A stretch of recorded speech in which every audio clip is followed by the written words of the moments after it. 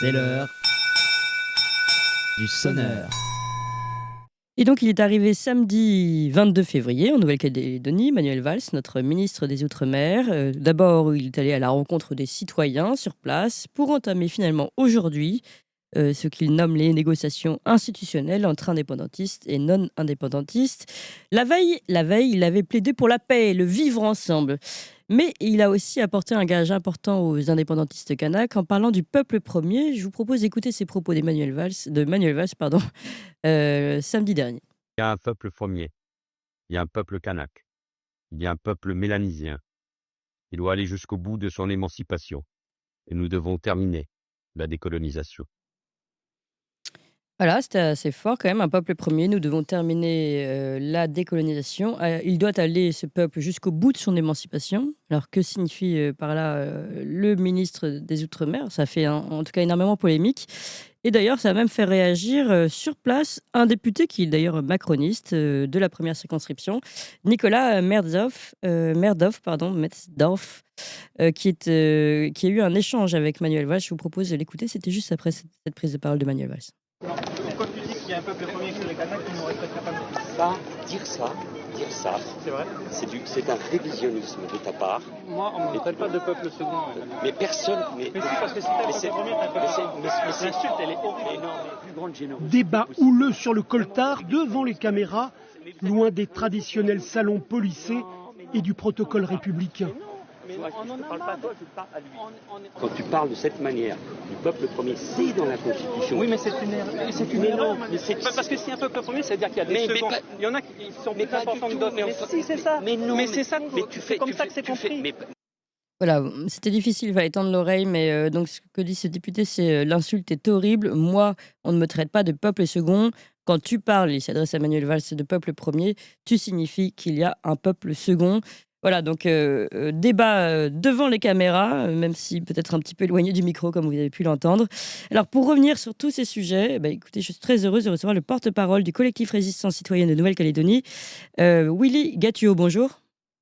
Bonjour. Et merci beaucoup d'être avec nous. Alors, et justement, vous avez tenu à intervenir et à réagir à ces propos. Vous avez publié un communiqué de presse sur le sujet. Quel est votre message? D'abord, vous remercier au nom de tous ceux qui ont vécu de l'intérieur ces émeutes et qui en subissent encore aujourd'hui les conséquences. Et pour répondre directement à votre question, effectivement, je ne me considère pas comme peuple second en Nouvelle-Calédonie. Et d'ailleurs, toute l'ambiguïté est là, notamment de l'interprétation que peut faire le ministre Valls Oui. de l'accord de Nouméa. Dans cet échange, il avait effectivement affirmé que le terme peuple premier était inscrit dans la Constitution, ce qui n'est pas du tout le cas. Donc les ambiguïtés, elles viennent aussi de là. Donc, et quand je vous dis ça, je vais aller plus loin. C'est bien là l'interprétation que peuvent avoir quelques têtes pensantes, malveillantes, je dirais, et repentant de l'histoire de la France, de l'époque des colonies. Donc, mais on ne refera pas l'histoire, d'autant plus que M. Valls oublie de le dire, puisqu'il aime à parler, lui et consorts aiment à rappeler le processus dit de décolonisation qui, selon lui, doit mener à la pleine souveraineté. Alors, je voudrais rappeler Oui. une question essentielle. Souhaitez-vous que la Nouvelle-Calédonie accède à sa pleine souveraineté et devienne indépendante? Cette question a été posée par 3 fois. Tout à fait. À l'occasion des 3 derniers référendums. Peut-être on peut en rajouter qu'il y a eu un 4e référendum en 1958 en Calédonie, où la Calédonie française a été plébiscitée, notamment par les responsables kanaks de l'époque, élus kanaks de l'époque. Donc, il faut pas travestir l'histoire. Donc, ce processus, comme l'indique l'accord de Nouméa, dit de décolonisation, on oublie de rappeler qu'au bout de ce processus, les populations concernées doivent s'exprimer. C'est ce qui s'est passé 3 fois de suite, et 3 fois de suite, les populations concernées, pour reprendre les termes exacts de l'accord de Nouméa, ont dit non. Donc, je suis là avec les miens pour rappeler que Euh, Alors la dernière c'est fois, il non. a été boycotté par les indépendantistes, donc c'est peut-être là-dessus qu'il joue. Alors peut-être rappeler les raisons qu'ils Oui, ont avancées pour justifier leur boycott. oui, Effectivement, dans les traditions kanak, il y a effectivement une pratique qui est le deuil kanak. Le deuil kanak, c'est 1 an. Ils ont boycotté le troisième référendum et moins d'1 an après, les législatives, et ils se sont présentés et ils ont fait campagne. Ils ont oublié le deuil kanak. Non, il faut arrêter de nous raconter des histoires. Je crois que en France, parce qu'on est en France, en Nouvelle-Calédonie, il n'y a rien au-dessus de la souveraineté du peuple. Et la souveraineté du peuple s'est exprimée par 3 fois. oui. Et 1, et 2, et 3, c'est non. Oui. Alors, c'est ça le mérite d'être clair. Comment vous comprenez justement qu'un ministre français aujourd'hui aille sur place, parle de paix, de fin des violences, de vivre ensemble, pour utiliser en plus un terme déjà très utilisé et dévoyé, euh, et qui dit ce peuple kanak doit aller jusqu'au bout de son émancipation. Il veut dire quoi par là, à votre avis? Est-ce qu'il parle effectivement du processus qui doit arriver à son terme? Ce à quoi je répondrai que le processus est abouti. C'est ce que dit l'ONU. Le processus dit de décolonisation est abouti puisque les populations concernées se sont exprimées. Je l'ai dit précédemment, il y a eu 3 référendums et c'est non. Donc, pourquoi insister? Et mon incompréhension vient du fait, vous venez de le rappeler, que c'est Ah oui. un ministre d'État de surcroît. De quel État parlons-nous, si ce n'est celui de la France, une et indivisible? Un des fondements de la République française, c'est bien la démocratie. Donc, voilà où est notre incompréhension. Rocard lui-même avait dit que seuls les Calédoniens devaient décider de leur avenir. Et c'est tout l'objet de ces 3 référendums. Ils l'ont signé, les indépendantistes, l'accord Nouméa. Ils l'ont signé. Donc, vous savez, au fronton du gouvernement de la Nouvelle-Calédonie, vous pouvez lire terre de parole, terre de partage.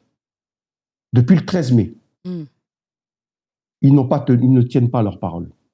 Et je le dis d'autant plus que j'ai eu, moi, le plaisir et l'honneur de participer aux négociations qui ont débuté, je le rappelle, il y a déjà 3 ans, dans le groupe des loyalistes. Et on n'a jamais pu avancer parce que les indépendantistes n'ont jamais voulu avancer. Et dès lors qu'on trouvait un accord sur un point précis, ils revenaient sur cette parole. Donc, terre de parole, j'y crois plus du tout. Terre de partage, encore moins. Puisque, vous savez, ce que je dis là est empirique. Nous avons, nous, les voisins vigilants. Je reviendrai sur le CRC et la jeunesse de CRC. Mm. Nous avons vécu de l'intérieur ces exactions. Ouais. Nous avons été insultés, traités de tous les noms. Les Blancs dehors, à bas la France. Et pour ce qui me concerne, moi qui suis d'origine wallisienne et futunienne, calédonien d'origine wallisienne et futunienne, on m'a invité à rentrer chez moi après m'avoir menacé de mort. Donc terre de partage, terre de parole, c'est bien loin tout ça. Ouais, ouais. Donc nous disons qu'il faut respecter sa parole, il faut respecter l'accord Nouméa. Et l'accord Nouméa, c'est surtout pas l'interprétation qui nous est faite. Ouais. Je comprends tout ce que vous dites. Est-ce que vous considérez aussi que enfin, on a du mal à comprendre quel est l'intérêt aussi direct de Manuel Valls ou l'intérêt français à tenir ses propos, mais on peut comprendre en tout cas qu'il y ait une volonté indépendantiste qui soit instrumentalisée ou alimentée par des influences étrangères. Et on sait que si la France partait, il y a énormément de pays déjà qui convoitent évidemment la Nouvelle-Calédonie, dont la Chine. Est-ce que vous le sentez ça? Bien sûr, et je pense que personne n'ignore la situation. Euh, euh, le président Macron, en 2023, lui, lorsqu'il s'est rendu en Nouvelle-Calédonie, a fait de l'axe Indo-Pacifique une priorité de la nation, plaçant ainsi la Nouvelle-Calédonie comme, je vais le dire comme ça, comme le porte-avions de la France dans cette partie du monde. Bien sûr que les propos que peuvent tenir le ministre aujourd'hui, insidieux, il faut le reconnaître, peuvent nous inquiéter. ajouter à l'indépendantisme en Nouvelle-Calédonie, il ne faudrait pas que tout cela devienne le cheval de Troie de ceux qui menacent la souveraineté française dans cette partie du monde. Ah oui. La France une et indivisible. Ah oui, non, mais Donc on n'accepte pas ce discours-là. C'est la prime aux casseurs. Il faut dire les choses en clair. C'est la prime aux casseurs. Je rappelle que plus de 700 entreprises ont été détruites. Près de 20 000 emplois détruits. Et qui en souffre aujourd'hui, si ce n'est les plus fragiles avant ces émeutes? Des Océaniens, des Kanaks. Vous savez, une anecdote, parce qu'il faut parler de la vraie vie avec les vrais gens. Quand un vieux Kanak que je connais très très bien, très récemment, m'avoue que ses deux fils avaient participé aux émeutes, à brûler des entreprises, ayant même brûlé l'entreprise dans laquelle travaillait leur père. Ouais. Mais, Oui, c'est impressionnant. c'est une catastrophe. Comment il l'explique alors? Il s'en prend à la CCAT. Voilà, c'est exactement ce qui se passe. Donc, et ces émeutes ont été, faut le reconnaître, bien préparées et de longue date. Et je l'explique par maintenant, je comprends mieux le refus des indépendantistes d'avancer dans les discussions que nous avons avec eux depuis 3 ans. Donc voilà. Donc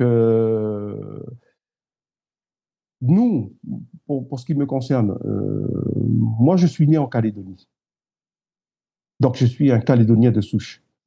Et comme le précise, l'indique, contrairement à ce que dit Monsieur le ministre, la Constitution, dans son article 1 et 73, parle de peuple autochtone. Je suis né en Calédonie, donc je suis autochtone.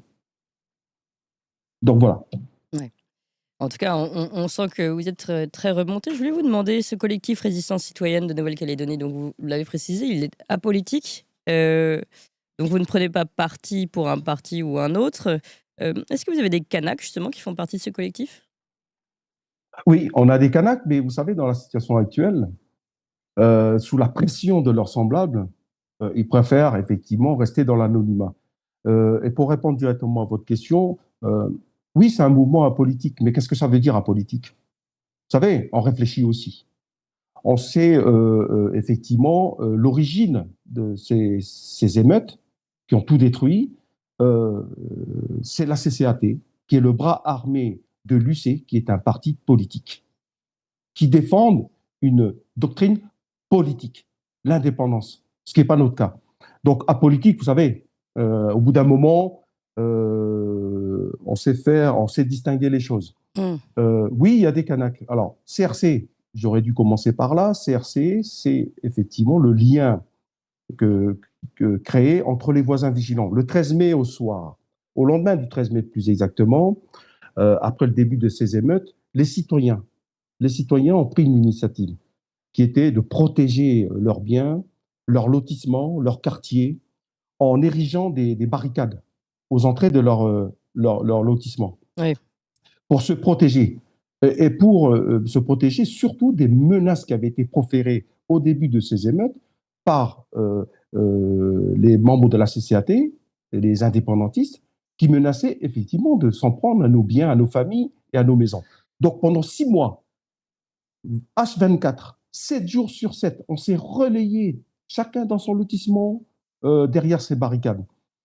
Ouais. Heureusement qu'on l'a fait, puisqu'on a protégé nos maisons, on a protégé nos familles. Mais on s'est rendu compte, et on se rend compte encore aujourd'hui, qu'au final, ces barricades ne nous ont pas protégés de tout. Puisque nombreux sont ceux des voisins vigilants d'entre nous qui avons perdu leur emploi, perdu de l'activité, puisqu'il y a des entrepreneurs. Nous avons malgré tout été impactés, mais durement, par ces émeutes. Merci beaucoup en tout cas par tous vos éclairages et c'est très bien en effet d'entendre une parole sur place pour mieux comprendre et mieux interpréter, mieux analyser et mieux commenter ce que dit Manuel Valls quand il dit un peuple premier, un peuple kanak qui doit aller jusqu'au bout de son émancipation et nous devons terminer la décolonisation. Oui. Et 1, et 2, et 3, c'est non. C'est bien compris. Le slogan du CRC, Collectif Résistance Citoyenne de Nouvelle-Calédonie. Willy Gatio, merci encore en direct de Merci à Nouvelle-Calédonie. Merci beaucoup à vous Merci. d'être ici sur Tocsin. Vous avez aimé cette émission, vous voulez que l'on continue d'exister et de creuser ces sujets. Sachez que nous n'avons ni subvention, ni milliardaires, ni oligarques derrière nous, que nous ne dépendons que de vous. Donc faites un don à tocsin-media.fr, tocsin-media.fr, et encore mieux, faites un don régulier pour que nous continuions d'exister. Merci.